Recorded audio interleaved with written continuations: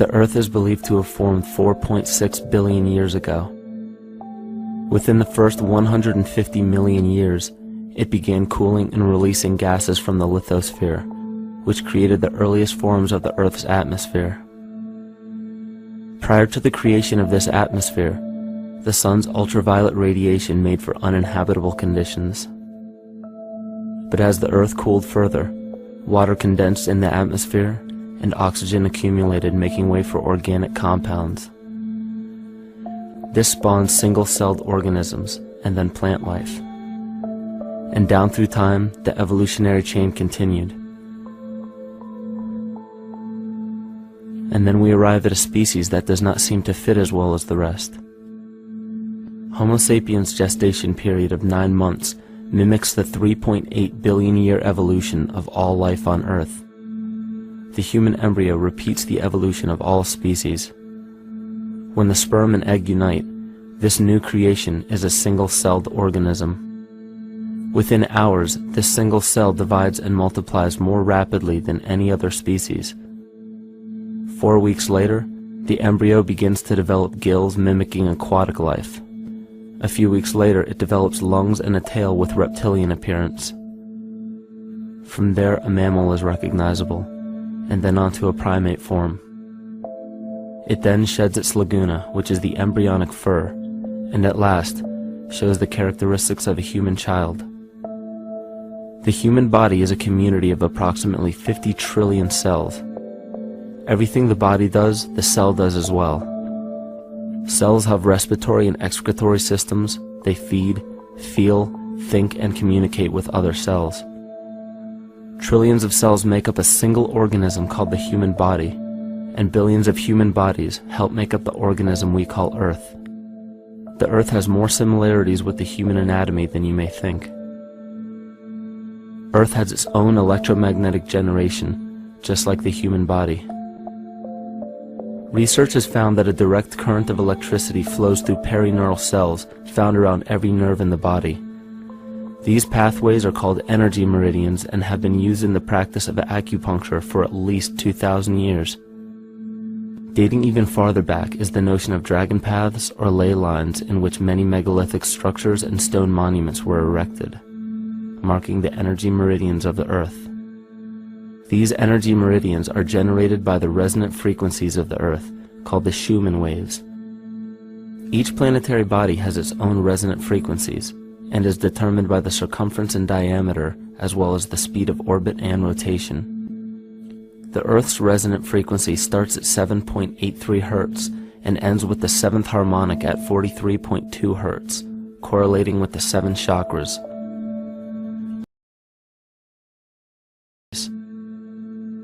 The definition of an organism is any living thing capable of response to stimuli, reproduction, growth and development, and maintenance of homeostasis as a stable whole. Our universe does all of these things. The consciousness of our universe is responsible for the form and purpose that all matter assumes. The Earth's resonant frequencies are a result of its form. These frequencies are responsible for biological rhythms, such as menstrual and circadian cycles, as well as behavioral and emotional patterns. The frequencies are then picked up by the flora and fauna, which are biological instruments that respond to the wave patterns. The wave patterns resonate in the cranial structure of our head and converge in the center of our brain, which is where we find the pineal gland.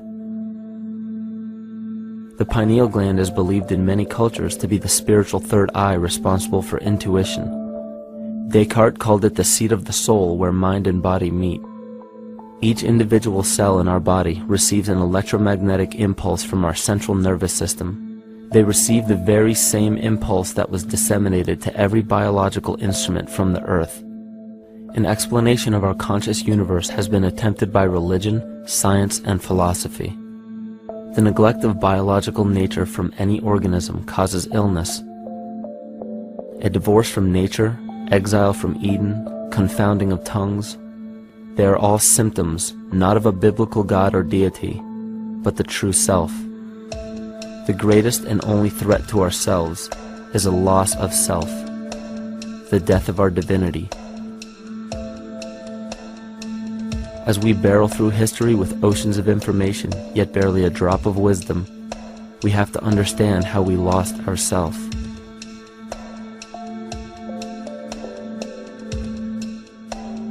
In sacred texts and ancient scriptures left by our ancestors, we find an incredible link between stories of creation, a great flood, the war of the gods, the Messiah dying for the sins of man, end-time prophecies, and similar characters.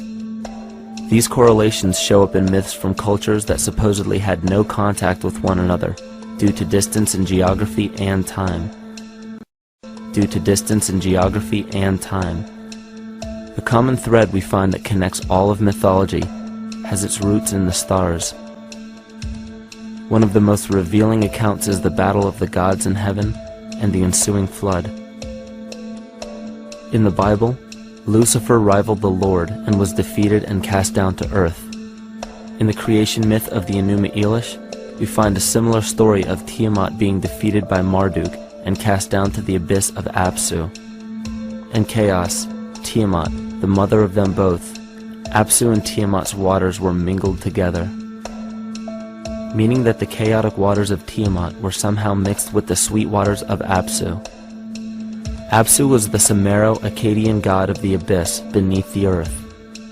Tiamat, also known as Lucifer, was known as a serpent or dragon and was defeated by Marduk. Marduk was the father of Nebo or Mercury, and Mercury is the same mythological character as the Zoroastrian Mithra, the Egyptian Hermes Anubis, and the Gnostic Hermes Christos. The most recent version of Mercury, however, is the Archangel Michael in the Bible, who defeated Lucifer and sent him to the abyss of the earth, or hell. This story is steeped in astrological significance in the Bible and in many other ancient scriptures. This leads to an event in history that is recorded by many researchers regarding the cosmic upheaval and historic deluge. William Commonus Beaumont states, "The flood immortalizes the collision of a fallen planet, later termed Satan, actually a cometary body with our Earth." Consider what this reveals. He postulates that a planet, later termed Satan, fell to the earth, creating the flood we see recorded in the Bible and other myths. Lucifer, or Tiamat, was a planet known to ancient cultures as the Glistening One, the dragon of chaotic salt waters. The light from the sun illuminated this planet's water, which gave it a glow that rivaled the sun's own light, which is where we hear about Lucifer rivaling the Lord. The Lord in this case being the sun, which sustains and gives warmth to the earth. The planet Tiamat, or Lucifer, was destroyed by a cataclysmic event that hurled the watery planet to the abyss of the earth. In the book of Enoch, it reveals, "And behold, a star fell from heaven, and when it fell to earth, I saw how the earth was swallowed up in a great abyss." The myth of the Ute Indians states, "The sun was shivered into 1,000 fragments, which fell to earth, causing a general conflagration. Then Tawats fled before the destruction he had wrought. And as he fled, the burning earth consumed his feet, legs, body, hands, and arms, until at last, swollen with heat, the eyes of the god burst and tears gushed forth in a flood which spread over the earth, extinguishing the fire." This myth resembles the translation of the Enuma Elish by Stephanie Daly in her book Myth from Mesopotamia, which explains that Tiamat's eyes became the source of the Tigris and Euphrates rivers. As written in the book of Revelations, "And there was a war in heaven. Michael and his angels fought against the dragon, and the dragon and his angels fought back. The great dragon was hurled down, that ancient serpent called the devil, or Satan, who leads the whole world astray. He was hurled to the earth." The Roman mythology of Ovid gives the story of Phaeton, which happens to be another name given to the watery planet Lucifer, or Tiamat. This story reveals that Phaeton was a child of the sun and wished to become the sun for a day. Phaeton attempted this feat, and eventually Jove, who is also known as Marduk, destroyed Phaeton, sending him crashing to the earth in flames and put out by a tremendous flood of water from a river unseen before. The common theme we notice here is that of a saltwater planet. The great dragon, Lucifer, Tiamat, or Phaeton, was defeated and fell to the earth, and now dwells in the abyss known as Hell, giving us the outline of the story of Lucifer rising up against the Lord and being defeated and banished to rule the underworld. As we know, however, an outline is but a shell of a story.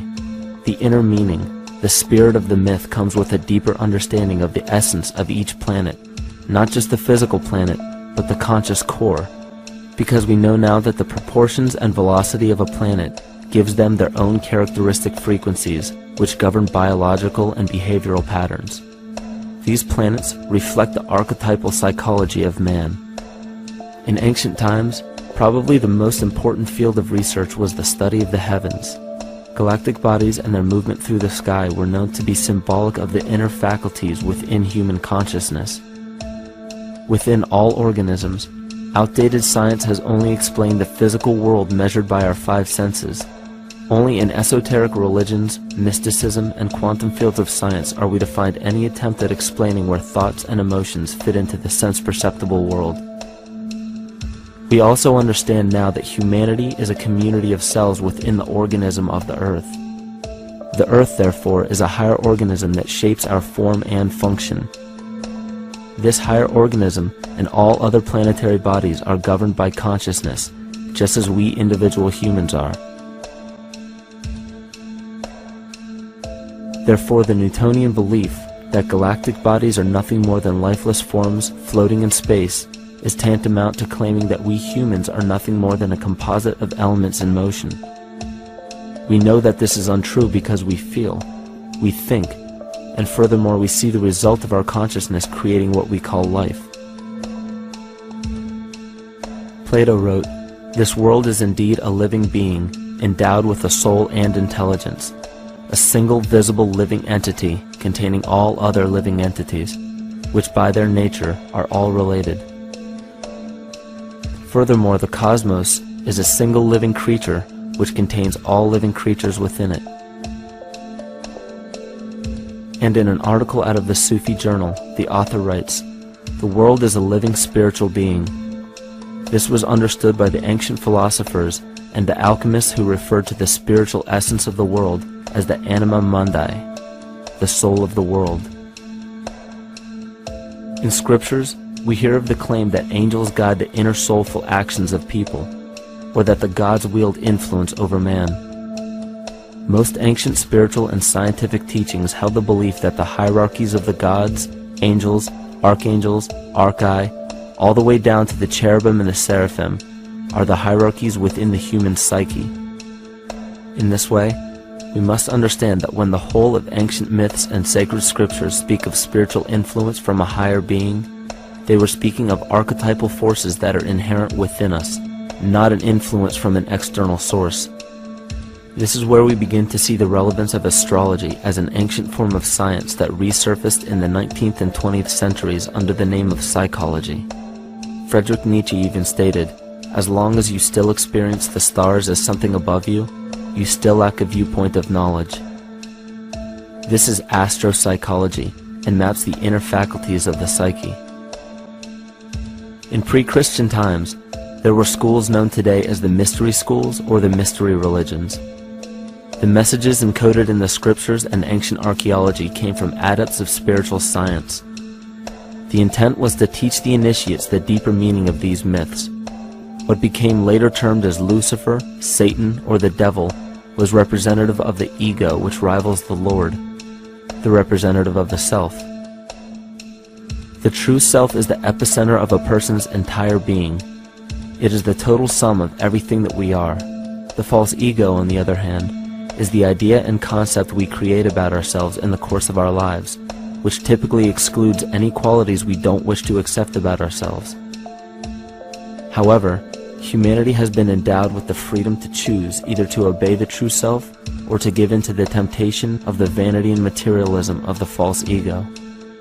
This is the most notable trait that separates man from animal: our freedom of choice, the choice to follow our concepts and ideals or our natural impulses, the choice to sustain nature or to destroy it. This freedom of choice weighs on the fate of the entire organism that we call humanity. Cancer begins with a group of cells within a community that fail to communicate with the conscious signal of the organism. Those cells begin to grow out of control and spread to other areas of the organism. This very disease is evident in our world today. The cancer upon our earth is the domination of our false ego and our divorce from nature.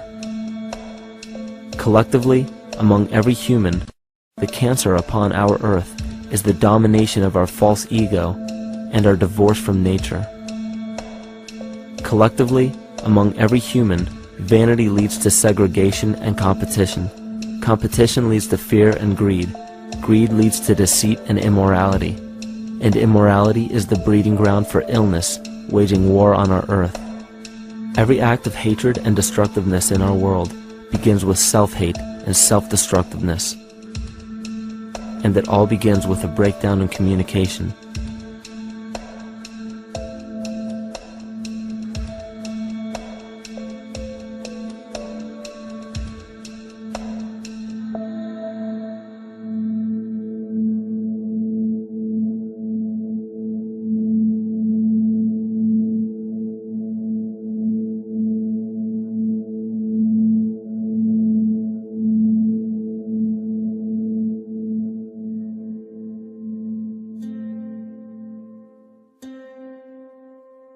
In nature, all that we perceive with our five senses is a result of two fundamental principles. Everything in existence is made of a relationship between vibration and matter. Vibration is a masculine creative force countered by matter, which is a feminine receptive force. Thus begins the principle of duality. We see this duality in ancient myths and philosophies, yet only those philosophies and scriptures that were perverted and raped of the original meaning gave the impression that one polarity was good while the other was evil. The original sages, adepts, and shamans taught that both are necessary, and one would not exist without the other. These two important principles come together to form all things in the universe. This is Kymatica. Even language, logos, the communication of any and all things in nature, depends upon this principle. Pete Peterson, in his works Cymatics, The Science of the Future, stated that nature shows examples of Kymatica in everything. This phenomena is found to be one of the prime forces that moves biological evolution along its path. Dan Winter reproduced an experiment to prove that the ancient languages of Hebrew and Sanskrit, when spoken, create a vibratory frequency that moved matter into sacred geometrical patterns. Upon further investigation, Hebrew, Sanskrit, Aramaic, Arabic, and other elder dialects have older roots in a parent language of Gaelic and quite possibly an even earlier origin. In Swami Murugesu's The Science of Mantra, he claimed that when a person chanted specific words in Sanskrit while filming a burning candle, the intensity as well as the color of the flame would change due to the frequency that the word would emit. This same science has been shown to lower and raise blood pressure. And in his own words, certain sounds can affect their circulation and nervous system. Whatever change such vibrations cause extends to the mind of a person and also to the surrounding atmosphere, causing warmth or coolness. All this can be known by study and shown by practice. This rediscovered knowledge of the science of sound shows that sound is something more than mere vibratory signals. Not only does sound interact with life, but it sustains and develops it. It acts as a conduit of conscious intent between people, societies, and entire civilizations. Yet the psychic illness we endure due to the domination of our false ego is reflected in the collective. Our psychological schism has shut us off from communicating correctly with our inner self, which is exactly how cancer cells within the body operate. In the collective, we have created a language barrier between humanity and the rest of nature, acting as a global cancer. Recorded in history, the efficacy of the ancient languages has been severely uprooted. The alphanumeric translation from Hebrew to English shows a complete reversal of the two languages, giving the cymatic effect unnatural results. Dr. Leonard Horowitz stated in his work on DNA, 1/3 of the sensory motor cortex of the brain is devoted to the tongue, oral cavity, the lips, and speech. In other words, oral frequency emissions spoken or sung exert powerful control over life, vibrating genes that influence total well-being and even evolution of the species. A degradation of language in this case is shown to affect biology. If something as basic and important as language can be degraded and devalued to such a degree, yet never questioned, what else might we be missing? Think of an aspect of your life that dictates the limits of your freedom. Government and law enforcement, insurance and pharmaceutical companies, taxes, building permits, driver's licenses, and more. There are hundreds if not thousands of stipulations, regulations, and boundaries on our freedom. And out of the ones that were just mentioned, how many have you researched to find out whether they apply to you or not? Let's look at the forms of law that we currently acquiesce to.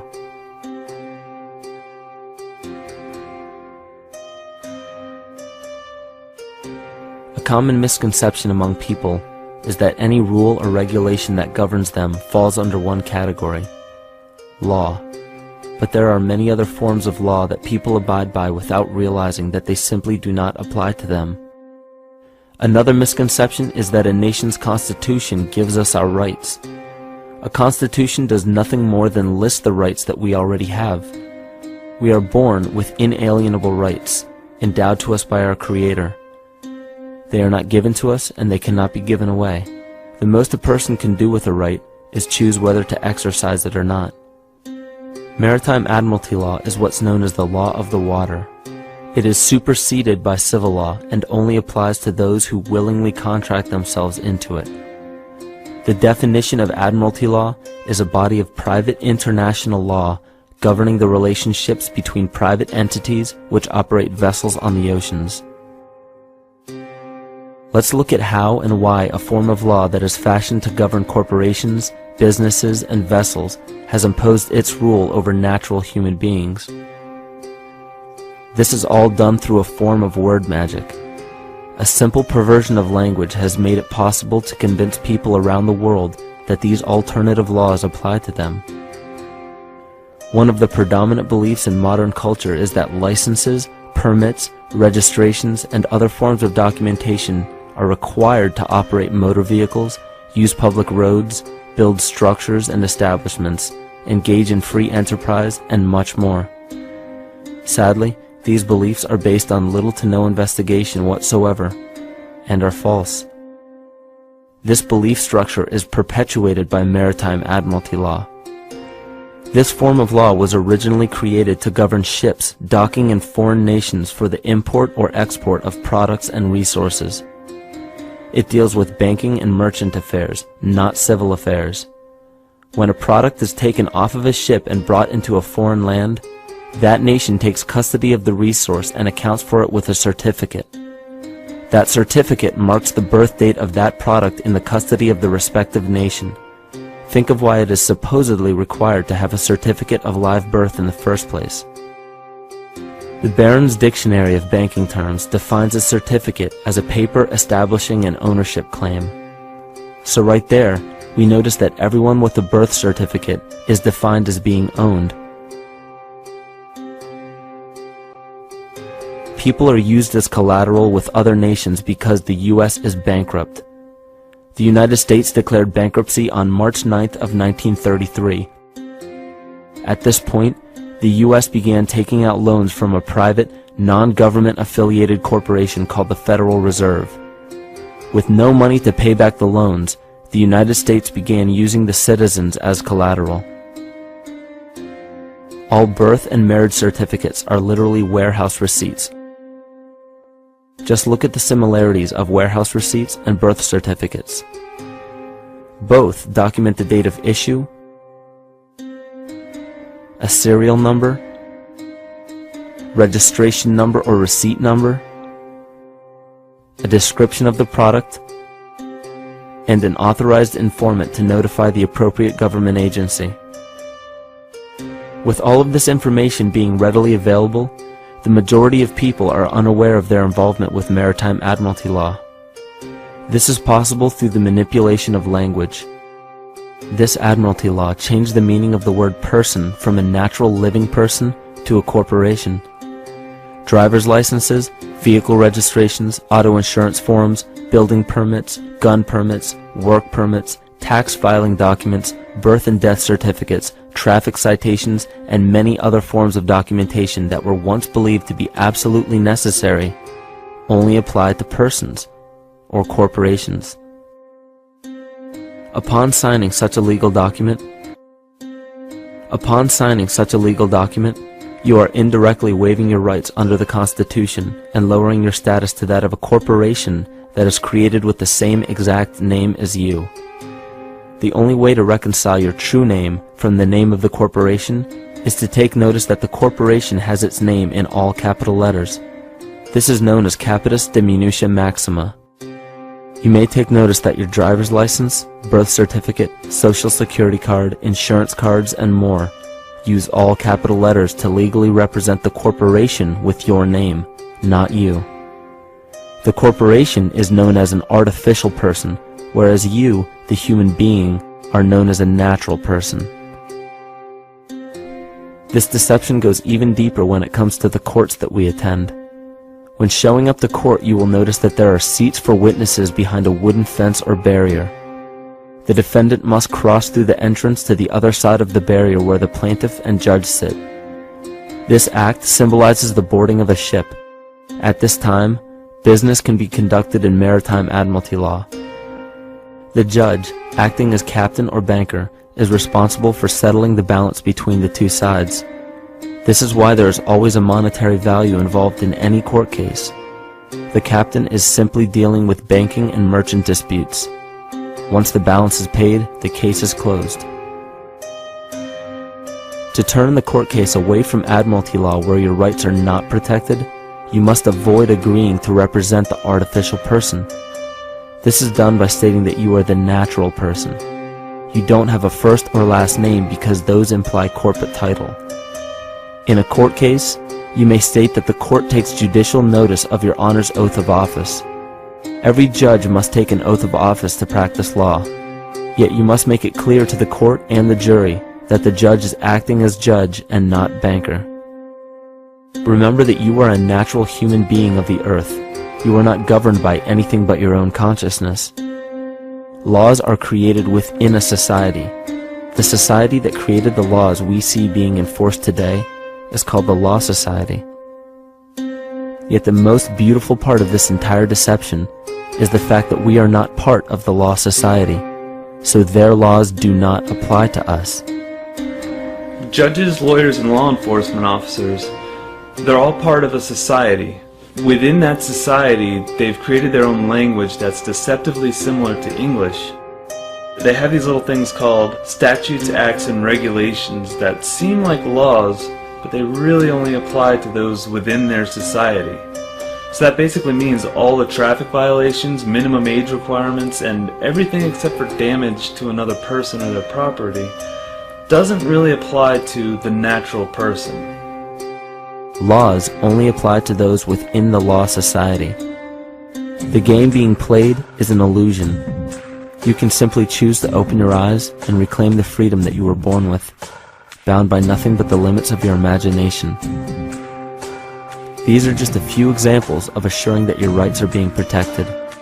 By far, the most important line of defense against this deception is to be aware of the perversion of language, and be absolutely aware of how you form your beliefs and concepts.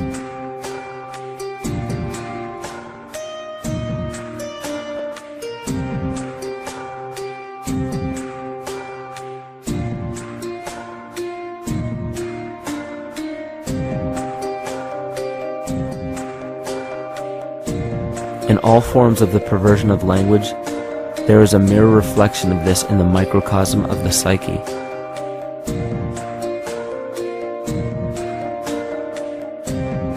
And the problem I see with humanity today is we don't truly know ourselves anymore. We have the 9-to-5 job, we have the house, the children, the bills, the television, the hobbies, and the errands that we run every single day, and we eventually begin to believe that this is who we are. But who are we beneath the job title, beneath the status of mother or father, theist or atheist, Republican or Democrat, black or white, man or woman? Who are we?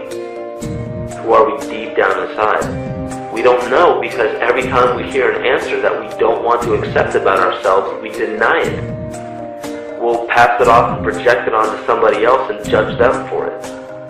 This is repression. And we see what repression can do to us on an individual level, but what about on a collective level of humanity? What happens when the whole world refuses to see what they truly are on the inside?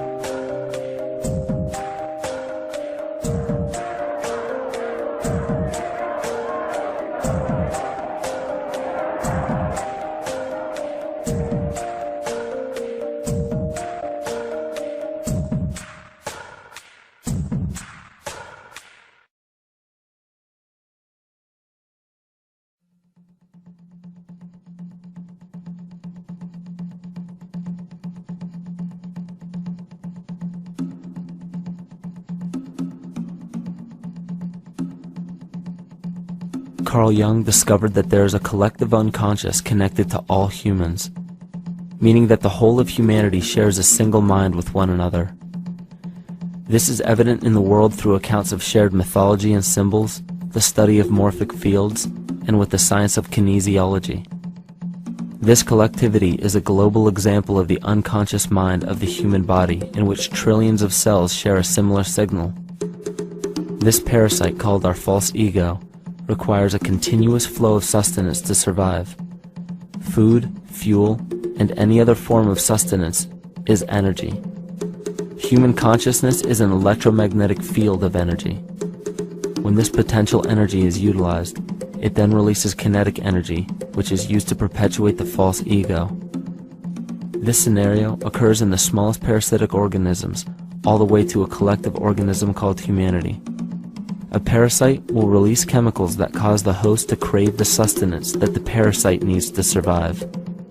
As long as the host is unaware, it will keep feeding the parasite and starving itself. In a similar way, Wilhelm Reich stated that whole societies suffer from a psychosis caused by starving our organic biological impulses. He states that sexual suppression supports the power of the church, which has sunk very deep roots into the exploited masses by means of sexual anxiety and guilt. It engenders timidity towards authority and binds children to their parents. This results in adult subservience to state authority and to capitalistic exploitation. It paralyzes the intellectual critical powers of the oppressed masses because it consumes the greater part of biological energy. Finally, it paralyzes the resolute development of creative forces and renders impossible the achievement of all aspirations for human freedom.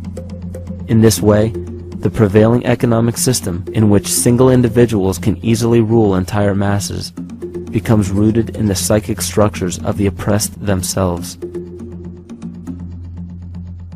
What Reich was showing in this powerful quote is that on a collective level, the suppression of a natural function, whether biological, spiritual, or emotional, will result in an abnormal reaction, a psychic disease.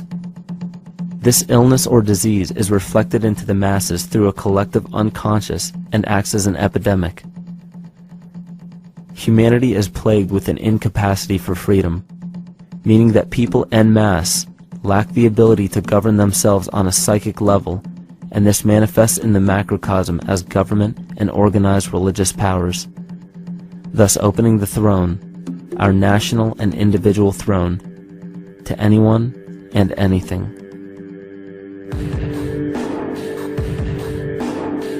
Enter the infamous rulers of the earth, the patriarchs of civilization, political, social, economic, and spiritual dictatorship, psychic tyranny. This simple illness within our psyche, this lack of responsibility and neglect of basic human freedom, has made way for every tyrant that has ever held rule over people on this planet.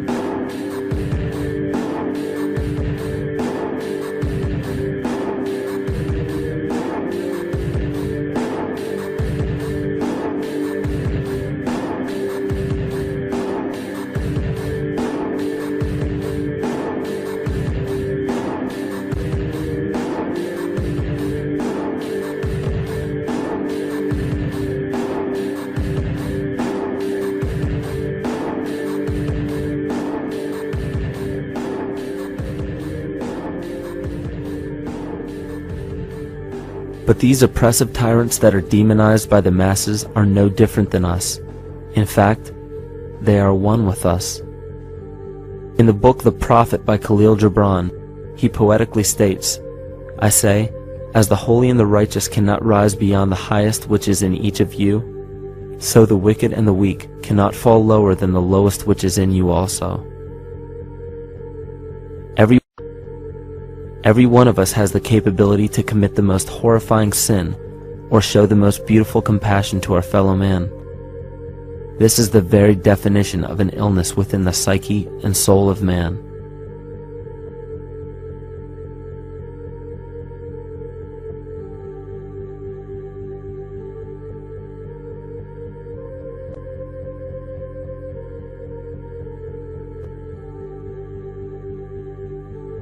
Think of any position of power that you believe to be above you.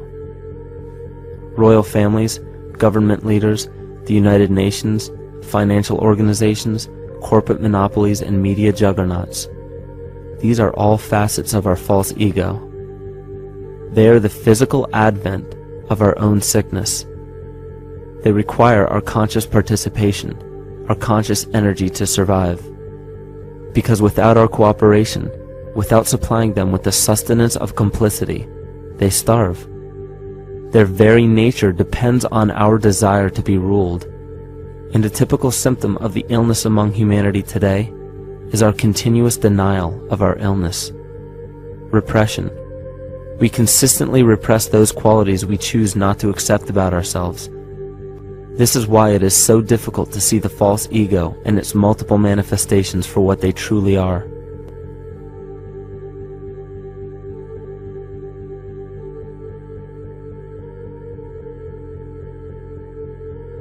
This is the very nature of the false ego. It acts as a red herring to distract us from the freedom we truly have. For this psychic parasite to survive, it must supply us with a chemical that will cause us to remain dependent upon it. In this case, the sustenance is our conscious energy. And in order for us to feed it to the parasite, the chemical of fear causes humanity to crave protection and defense.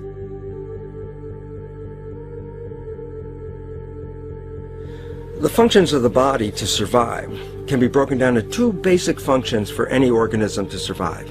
You have to be able to grow, maintain yourself, take care of your biology, but you also must be able to protect yourself, so that if you're just growing and you can't protect yourself, you'll become food for something else. So the survival involves a balance between growth and protection. Through the history of human civilization and through human evolution, we recognize that our nature is to be in a state of growth, and that our protection is only supposed to be used to, help us out of that threatening moment. You can't be in growth and in protection at the same time. So the significance is, when we see a need of protection, the stress hormones in the body shut off the blood vessels in our viscera or gut, which is the part of the body for growth. Well, the issue is, if you took the blood from the viscera and moved it out to the arms, then you left no blood in the viscera. That means no growth. But you're ready to fight. And when your fighting is finished, then the blood returns back to the viscera and you grow again. But in the world that we live in today, it's 24/7 fear.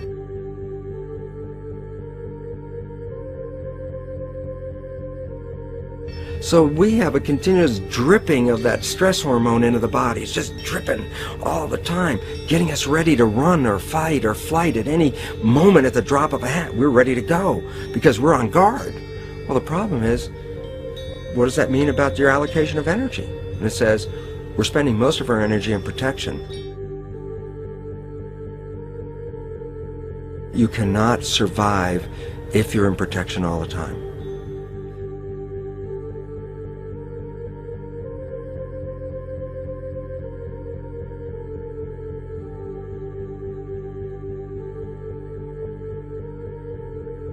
And if the parasite can control the nature of the fear, it can then create a fear among us that only it can defend us against.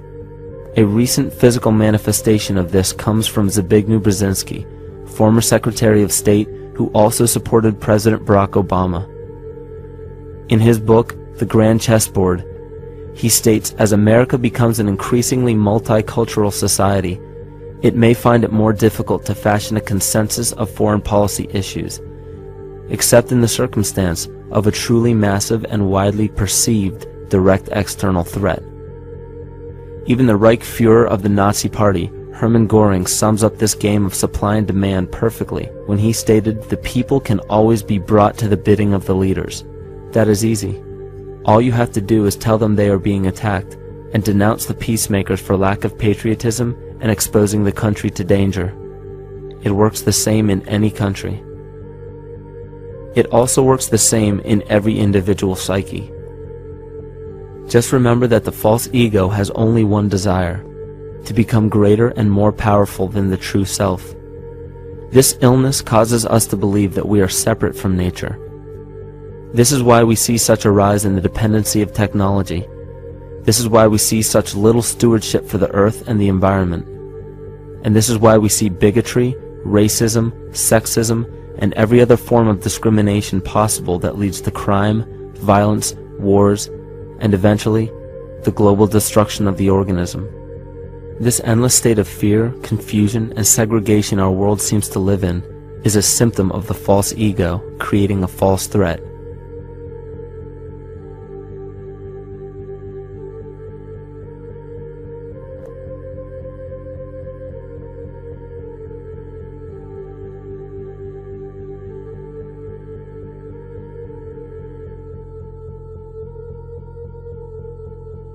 Many of the United States presidents have blood relations with each other. The Bush lineage has blood ties to a great number of former presidents. George Washington, Millard Fillmore, Franklin Pierce, Abraham Lincoln, Ulysses Grant, Rutherford Hayes, James Garfield, Grover Cleveland, Teddy Roosevelt, William Taft, Calvin Coolidge, Herbert Hoover, Franklin Roosevelt, Richard Nixon, and Gerald Ford. Michael Tsarion points out in his work that Bush is closely related to every European monarch on and off the throne, and has kinship with every member of Britain's royal family.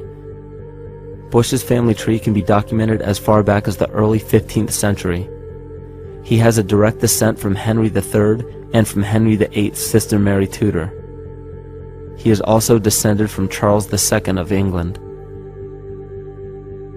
And we also find that George W. Bush is a direct descendant of Godfrey de Bouillon. Godfrey was the first king of Jerusalem after he recaptured it from the Saracens, which was the name for the Islamic faith during the Middle Ages. It is interesting to note that the current occupation of the United States in the Middle East was re-established by the same family, George Bush Sr. in 1991, and again by George Bush Jr. in 2003. George Bush Jr. is then found to be a cousin to both opposing candidates of his 2 terms in office, Al Gore and John Kerry. Democratic President Barack Obama also has blood ties with George W. Bush, as well as Gerald Ford, Lyndon Johnson, Harry Truman, James Madison, and the British Prime Minister Sir Winston Churchill. On the opposing side of the 2008 presidential ballot, John McCain is descended from Robert the Bruce, King William I of Scotland, and also Godfrey de Bouillon. Probably one of the most interesting facets of the bloodline relations is the fact that the whole British royal family has descent from the Muslim prophet Muhammad through the Arab kings of Seville. This bloodline was passed through the kings of Portugal, Castile, and eventually down to King Edward IV. And this is a very, very different story from what you hear the media pumping out every day, being this idea of lineal superiority. It's completely debunked according to the foremost authority of aristocratic lineage, Burke's peerage. And this just goes to show that there's the true story, and then there's the manufactured illusion, the front that's given to the public.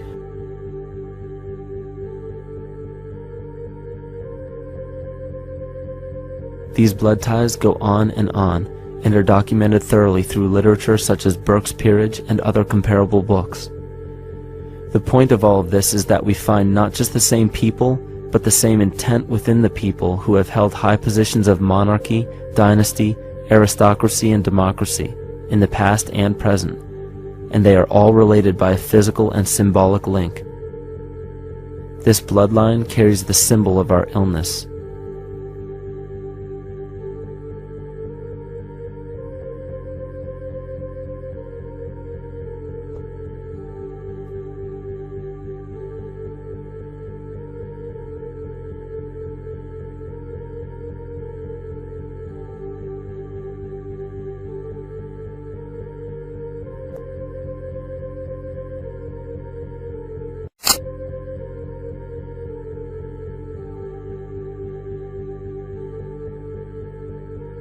The symptoms of our psycho-spiritual illness are the wars, terrorist attacks, artificial or man-made disasters, and leader figures. As long as the people remain oblivious to their inner drives and inner nature, they will always fail to recognize why these events take place and why these figures rise to such powerful positions. The reason why we have failed for thousands of years to conquer these archetypal rulers permanently is because for thousands of years we have been fighting the symptoms of an illness and not the root cause. For every corrupt government that falls at the hands of a revolutionary, oppressed people, 2 more will rise in its place every time. Because the root cause of a corrupt government does not exist in the individual leading that government. It exists within the psyche of every individual. Because an unaware host to a deadly parasite will do anything to avoid accepting his own incapacity for freedom.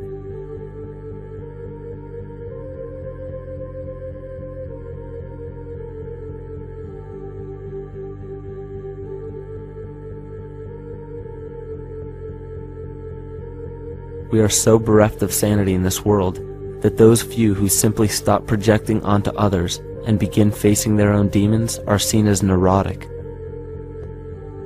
An article written in the 1950s states that studies showed that individuals who had been isolated from their familiar social and cultural environment became neurotic. This shows that when those individuals had no object to identify their darker emotions with, they began to see these things in themselves, that which they refused to recognize before, and were unaware of why they appeared and how to cope. Facing our true inner self is virtually unknown in our world today. This is why no matter how many civilizations rise and fall, it is our collective consciousness that creates our governing apparatus, not individual people.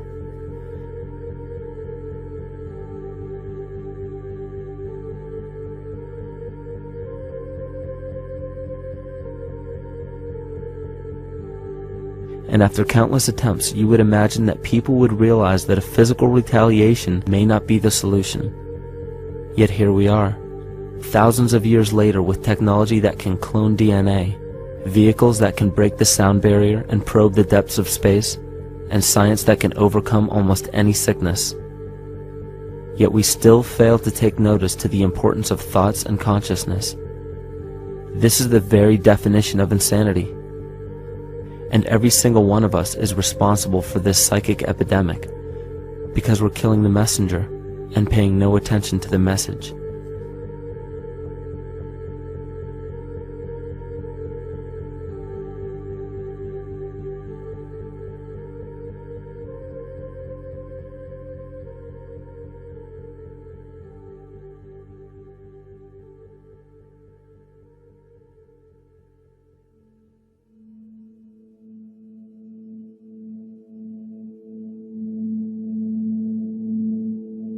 During the 1990s, 3 Nobel laureates in medicine advanced research that revealed the primary function of DNA lies not in protein synthesis as widely believed for the past century, but in electromagnetic energy reception and transmission. Less than 3% of DNA's function involves protein manufacture. More than 90% functions in the realm of bioacoustic and bioelectric signaling. So why is it important to know that DNA functions in bioelectric signaling?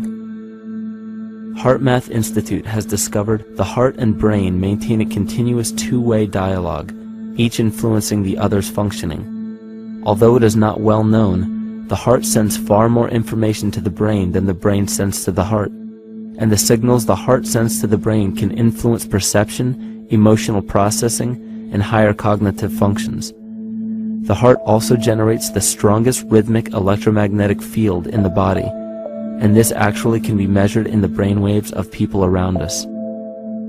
We are quite literally an electromagnetic expression of our highest cognitive function. The behavior of electromagnetism is evident throughout the world as dualism. All matter contains a negative and positive charge, which means organisms are built upon this foundation. The natural homeostasis of any organism is a balance of both polarities. Furthermore, research on emotional energetics shows that the heart's field is a carrier of emotional information and a mediator of bioelectromagnetic communication within and outside the body. Research shows our heart's field changes distinctly as we experience different emotions. It is registered in people's brains around us and apparently is capable of affecting cells, water, and DNA studied in vitro. Fear. The chemical supplied by a collective parasite creates a distinct bioelectric signal given off by the host. This signal is disseminated to the organisms within our community and will grow outward through the entire organism unless it is counterbalanced by an opposing force. Dr. Fritz Alan Popp discovered that the cells in our body communicate through biophotons, which are tiny particles of light that are single units of an electromagnetic field. This communication system within our body also exists between people in what's known as morphic resonance. This was known by the shamans, sages, and adepts of antiquity. These teachings were commonplace in prehistoric cultures. It wasn't by sheer chance that artistic expression and rituals were the cornerstone of every ancient civilization. Art was used as a personal method to exercise the shadow content of the psyche and introduce it to the conscious mind. This was very literally viewed as psychic therapy. Ritual was based around astrological dates. As we've learned, the study of the stars and planets reflect our own astropsychology. The shamans would perform rituals on astrological dates that would correlate with a circadian rhythm or a psychological cycle. These rituals kept the human participants aware of their inner self and prevented the repression of psychological content. As long as people were facing their inner demons and accepting them as their own, they were not collectively projecting them into the physical world. If you bring forth what is within you, what you bring forth will save you. If you do not bring forth what is within you, what you do not bring forth will destroy you. The progeny of our psychological disease began growing rapidly after a series of catastrophes forced the collective into a somatic state of fight or flight. This lowered the immunity of the population by introducing a state of immense stress. Our body becomes more susceptible to illness under stress. In this manner, humanity fell ill when entire bodies of land were swallowed up by the floodwaters. This uprooted many tribes, chiefdoms, and civilizations from their homes, and their ritual practices that were used as a conduit for psychic wellness were put on hold in order to survive the catastrophe and seek new homes. The shamans were spread to many new areas of the world. This information has been suppressed. We are made to believe that advanced civilizations such as ancient Egypt and the Mayans of Mesoamerica came about with no prior rudimentary remnants or evidence of evolving intellectual artifacts to bring them to their peak. We are meant to believe that their incredible knowledge of mathematics, astrology, agriculture, economy, polity, and architecture came out of nowhere. This leads many researchers today to the understanding that the origins of these civilizations have been suppressed. Not surprisingly, the force that has guided the suppression of this knowledge comes from the exact bloodline of the political and religious leaders stated previously. These are some of the notable book burnings and suppression of important texts in our history.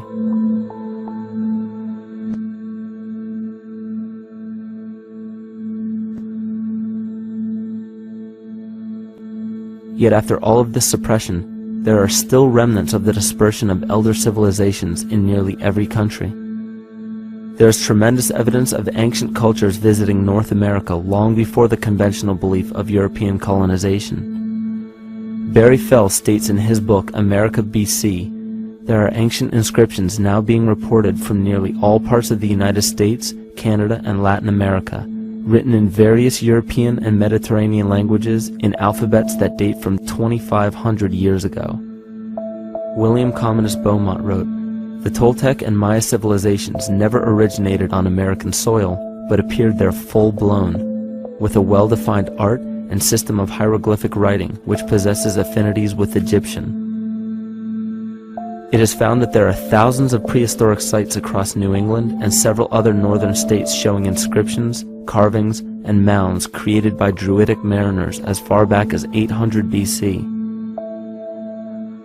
To suppress this information further, It was not only imperative for the bloodline to burn the documented texts containing true historical information, but to wipe out the cultures that derived from these ancient shamans. The most devastating genocide ever endured was and still is the annihilation of shamanic tribes. We've lost our traditional roots and don't know about ritual. The dragon dances and the ghost dances of the Native American Indians, what do you think that was all about? All the shamans of the world, when they do their rituals, they're doing that. Their work, harmonically through dances, is to strengthen the immune system of the earth. You know, but they've been all murdered. So that was why in the 17th century, exactly the same period I'm talking about, there was an all-out agenda that when you come across indigenous people, you annihilate them. Columbus was sent on his expedition along with agents of the crown to disrupt the lives of the natives and seize mineral resources. He visited every island in the Caribbean, depleting the gold and taking as many slaves of the native Taino tribe as possible. 5 million natives were murdered within 3 years, according to Leah Trabeck. Within 15 years, the Arawak tribe of 250,000 was completely wiped out. The population of the United States prior to European contact was greater than 12 million. 4 centuries later, the count was reduced by 95% to 237,000. From 1494 to 1508, over 3 million people had perished from war, slavery, and the mines. Who in future generations will believe this? I myself, writing this as a knowledgeable eyewitness, can hardly believe it. My eyes have seen these acts so foreign to human nature, and now I tremble as I write. Another agent of the false ego bloodline was Hernando Cortez, who decimated the Aztec tribe and plundered their mineral resources. This again was the case through Cortez's second cousin, Francisco Pizarro, who conquered the Incan Empire in Peru. These atrocities are seen throughout Africa, New Zealand, New Guinea, East Timor, and are still seen today in Canada. This was a deliberate attempt to bury any surviving remnants of the ancient world and our true history. It is a naive mistake, however, to categorize and blame everything and everyone involved with politics or religion for this suppression of knowledge. It is only natural for people to crave spiritual understanding when there are so many manufactured missing links and perversions in the spiritual texts today. And due to this void of spiritual wisdom, honest and moral people who are simply trying to understand their place in this world become the prime consumer market for those who wish to exploit this vulnerability. To have enough power to run our own lives, basically. If we look at the New Age movement, for instance, which is another kind of trap in all this, where people might end up actually. They're looking for something so bad that they're taking all these things that are handed to us or to them, but it's not really based on any real understanding. It's still kind of coming from a religious type of perspective. People are genuinely seeking something new. They're genuinely seeking a new type of spirituality, or to better themselves, or to change something, but this is being hijacked, and what they actually do is that they lead you into another type of group mentality or a new age religion, whatever it is, and people still are not able to kind of really break free from that and follow their own journey or their own path, which I think is very important in all of this.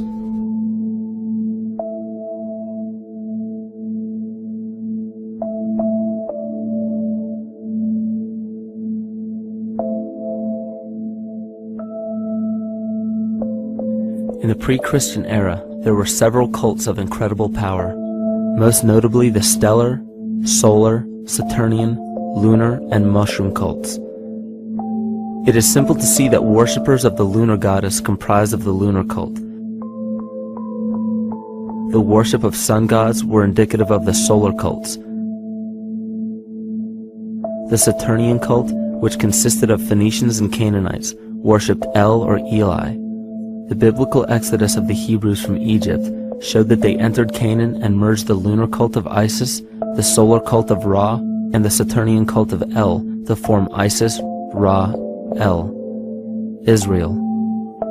The old Israelitish cult and mythology, the Yahweh worship, the patriarchal legends, the sojourn in Egypt, and so on, are rooted in the religion of the sacred fungus, developed from the underlying fertility philosophy of the ancient Near East. The Jewish mitre, Muslim turbans, and military berets are derivations of the symbol of the mushroom cult. One of the first and most prominent, however, was the stellar cult, and a number of these ancient cults were created for shamanic purposes and earthly stewardship, yet some were taken over with different intentions. Just as you would imagine in any establishment of power, smaller cults formed within the main cults to worship individual deities. The cult of Mithras and the cult of Dionysus are two examples. You still today can see the Mithraic or Phrygian cap on the symbol of the seated Liberty dollar, the coat of arms of many countries, the reverse side of the flag of Paraguay, the seal of the United States Senate, and even involved in the solar cult holiday that we now call Christmas. In the cult of Dionysus, many festivals were celebrated, such as the Greater Dionysia, celebrated in Athens around the spring equinox. The foremost event in this festival was the Thymelic contest, in which poets, musicians, and entertainers performed in an open-air theater. Musicians did not have to pay taxes, and members of the Artists Guild did not have to participate in military affairs. The cult of Dionysus is still alive to this day as the entertainment industry.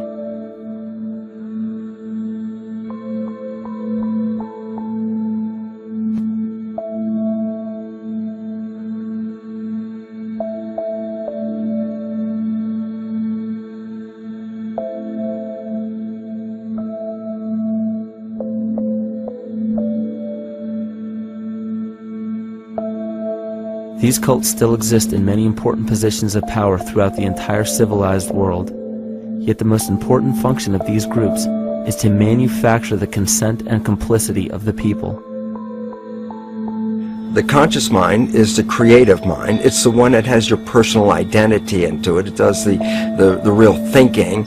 And then there's a subconscious mind. Well, there's no entity in it. The subconscious mind is the equivalent of a tape player. It records behaviors, and then at the push of a button plays a behavior. It's automatic.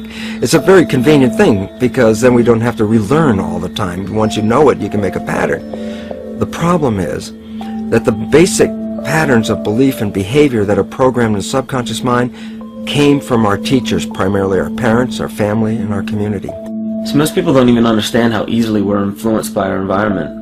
Every person that we encounter, every single situation that we're faced with, every little word that's said on television may not seem too influential to our conscious minds, but your unconscious is designed specifically to let every environmental signal influence you without your awareness.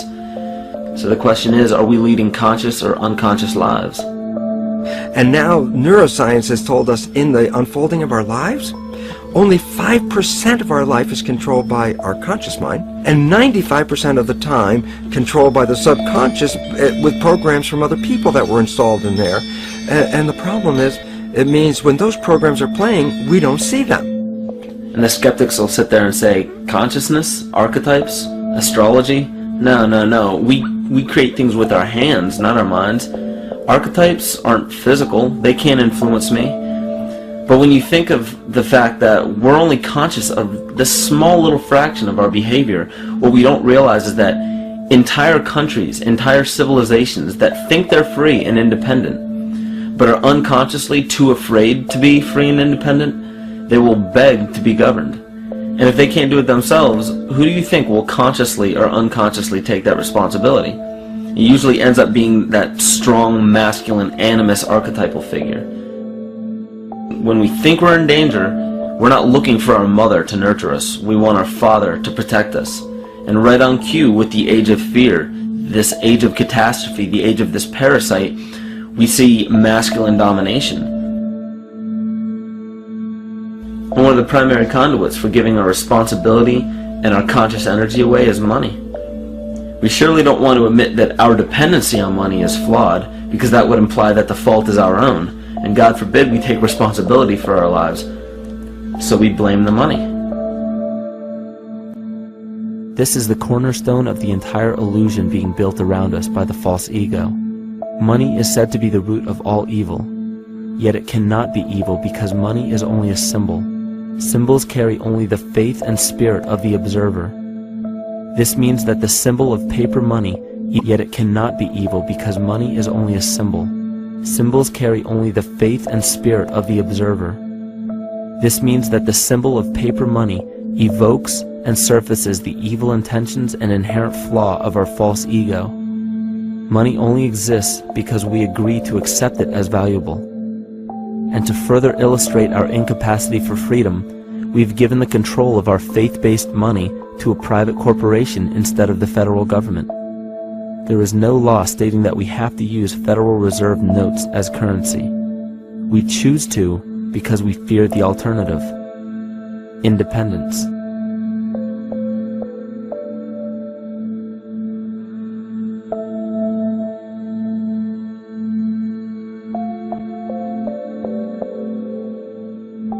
But it's not even really about money, it's about energy, because money is simply this material thing that allows billions of people to crave just one thing and put their energy into the same thing.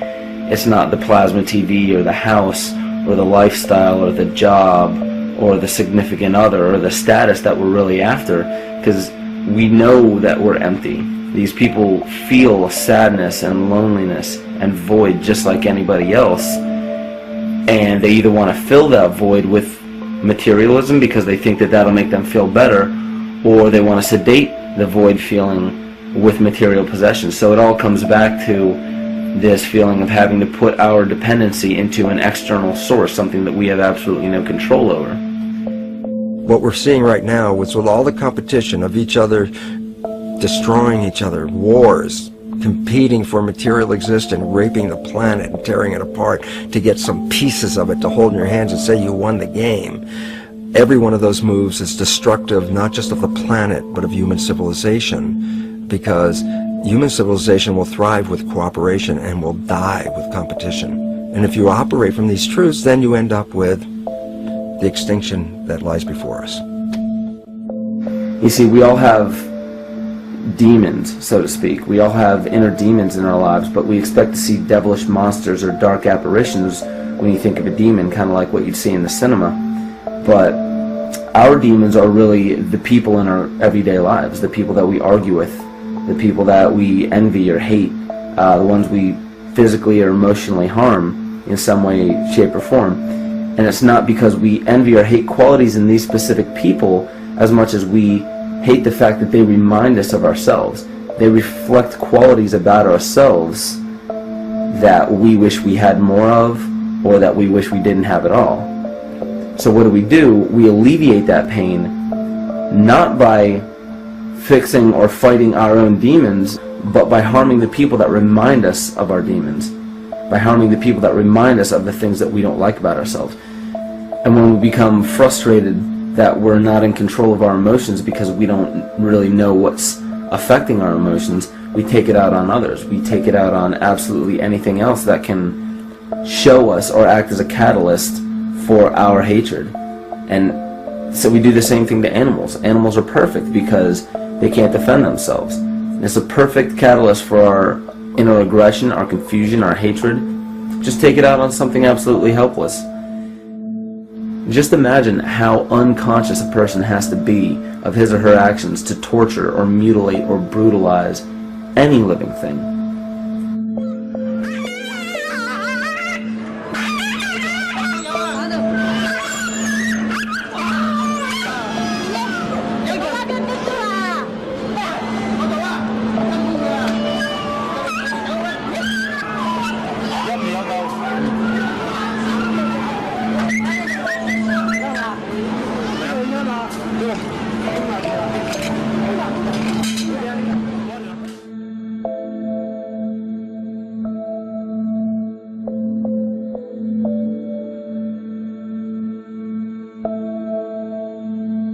His goat's down, and he'll be here, and we can. Ouch! God, he bit you. Bit of his tail.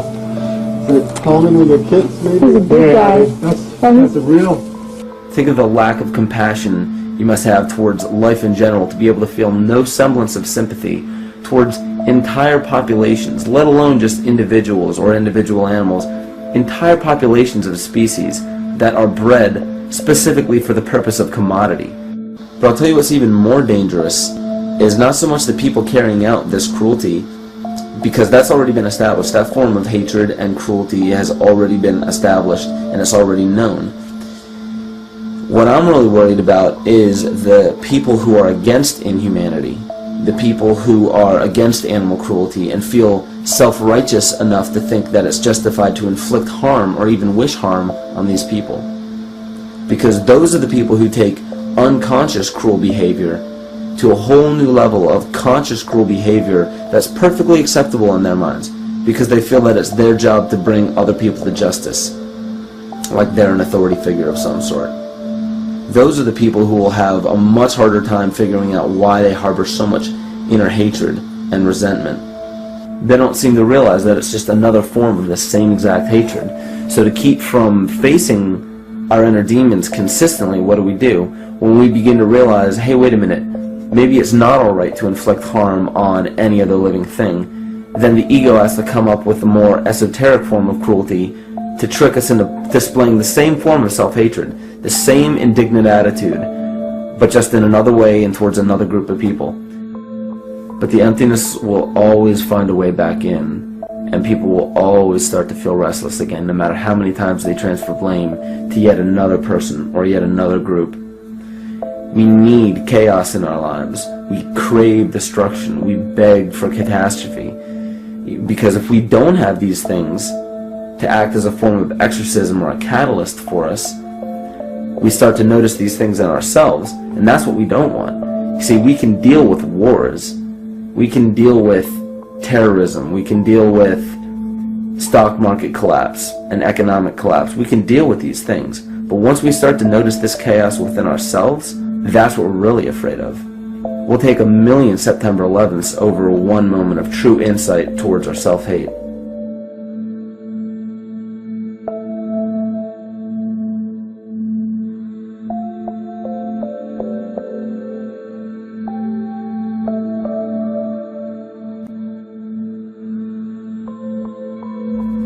And you know, the most interesting part of all of this is we encounter things every day, every single day, that we either accept with open arms or that we reject violently. The interesting part is not really what we're accepting or rejecting as much as what it is inside us that makes us feel compelled to a certain thing or repelled from a certain thing. There's this fundamental dual behavior of muscular strength or weakness, attraction or repulsion. And what's interesting about this is when you realize that consciousness, awareness, that intangible essence that animates all matter into what we see around us as life, that is where you will find the origin of this dual behavior. It's been explained as the inhalation and exhalation of Brahma, the contraction and the expansion of Ahriman and Lucifer in an anthroposophical setting, the active and the passive qualities in electricity, the masculine and feminine qualities, yin and yang, existence and nothingness. These are all ways to explain the same behavioral process that begins with awareness, it begins with consciousness. And if you get rid of all the images and concepts in our minds of these sayings in your head and just try to feel the difference between the two polarities, you'll begin to notice that all of the different scenarios and possibilities that are playing out in the world all spawn from this common origin. You'll have 1,000,000 people telling you why the Bible is supposedly the Word of God and that you should follow it word for word. And then you'll have another 1,000,000 claiming that it's a form of mind control and not to believe any of it. Everybody will tell you to beware of this or watch out for that. This is good information, this is bad information. And I just have to wonder, what makes anyone an authority figure enough to say that something is true or false? And why are you denying or accepting anything based on the suggestion of another person? Why aren't you making that decision for yourself? Information is information. There's no such thing as good or bad information. It's all what you do with it. I say let everything be your Bible.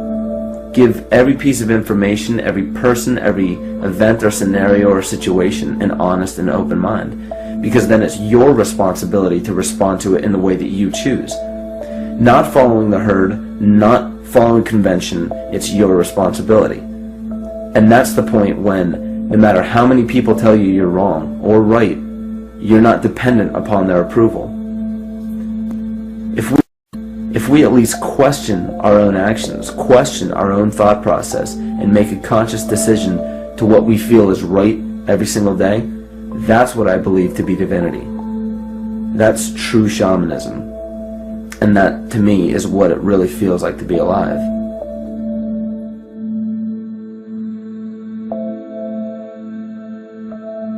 In this conscious, living universe, there are no laws of nature, just habits. There is nothing external to the universe to enforce a law upon it. The illusion of a fixed law of nature is only the result of there being no need for that habit to be broken. When habits need to be broken to ensure the survival of the organism, we see this event in nature and call it evolution. The collective mind shapes our evolution. And a great example of this is the experiment done by John Cairns in 1988. His team put lactose-intolerant cells in an environment with only lactose for food. Under a law of nature, every one of these lactose-intolerant cells would have died. But surprisingly, they all survived. Every one of them understood the problem that they were facing and replaced the defective lactase enzyme with a functioning one to utilize lactose for food. If a cell has the ability to decide how and when to evolve because it's facing extinction, then anything can. The existing beliefs are that a human body is a biochemical machine controlled by genes, and therefore the behavior, emotions, and character of our biology, our health, our lives, are controlled by genes which we don't control. So this is what we taught people. You're a victim. Genes control your life. You didn't pick them. You can't change them. The genes you end up with program what's going to happen. My experiments on stem cells, which I started in 1967, I'd isolate one stem cell, put it in a petri dish, and then it would divide every 10 hours. So I took all the cells, split them up into 3 groups, and then just put them in 3 petri dishes. And then I changed the growth medium, the constituents of the environment, in each of the 3 dishes. In one dish, the cells form bone. The second dish, they form muscle. In a third dish, they form fat cells. What controlled the fate of a cell? And the first thing you have to say is, well, wait, they were all genetically identical when they were put in a dish. So obviously the genes didn't control it because they all had the same genes. What was different was the environment. And all of a sudden in my career it said, oh my gosh, here I am teaching genes control life, and the cells are telling me genes respond to life. And since you can control the response, you can control your life. It's how you read the environment, how your mind perceives the environment. And if you understand this, then you could lead yourself to the most wonderful expression on this planet, to be fully alive and fully healthy, just how you respond to the world.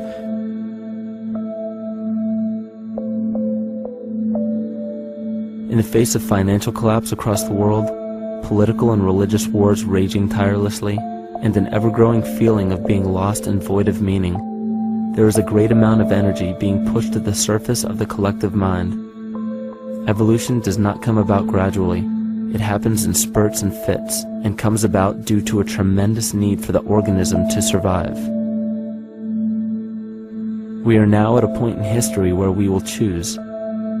We will choose to become sovereign or remain dependent, to face our true self or continue fighting a ghost, to become well or allow this disease to grow, to live or to die. The choice is yours.